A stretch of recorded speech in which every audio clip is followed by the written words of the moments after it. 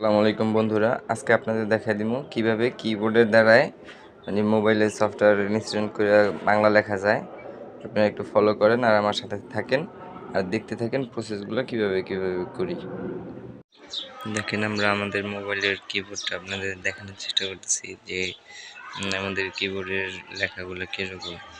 এই দেখেন, আমাদের কিবোর্ডের লেখা এখন কেবল ইংলিশ আছে। তো আমরা চাবো এই ইংলিশটারে বাংলা কীভাবে করা যায়। দেখেন, এই যে যা করি যে ইংরেজি, অন্য কোনো লেখা নেই। জন্য আমরা শুরুতে আমাদের মোবাইলের প্লে স্টোরে যাইতে হইব। আমরা এই প্লে স্টোরে গিয়া তারপরে এখানে কিবোর্ডে লিখব ওয়াই লিখলে তারপরে যে কিবোর্ড আসছে আমরা কিবোর্ডে ক্লিক করব। কিবোর্ডে ক্লিক করার পরে যে রিডমি কিবোর্ড 16 MB একটা আছে 4.3 ভার্সনের, এটা আমরা নামায় ফেলাম, ইনস্টল করুম।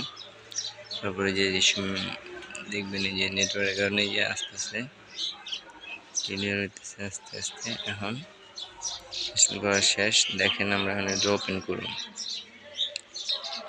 ওপেন হয়ে গেছে। সেটিং করা মাত্র আমি সেটিং করতে যা লাগে যে সুইচ রিডমি কিবোর্ড, তারপরে আমরা করবো শেষ করে দিব এটারে। তারপরে সিলেক্ট আছে জাতীয় থাক। তারপর আমরা এখন ব্যাগে চলে আসি। ব্যাগে চলে যাওয়ার পরে আমরা দেখুন আমার কিবোর্ডে এখন লেখা হইলো কিনা। এই যে বাংলা চলে আসছে সাথে সাথেই। আমরা যে বাংলা লিখতে পারি, চাইলে ইংরেজিও লিখতে পারি, কেমন লিখলাম।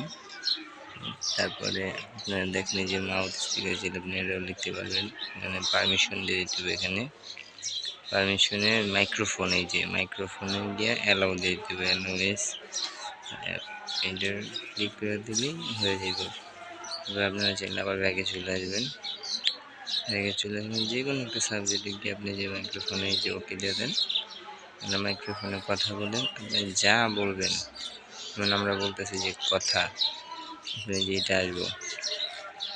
দেখেন চলে আসছে, কথা চলে আসছে। আপনার চাইলে যে কোনো বিষয়ে কথা বলতে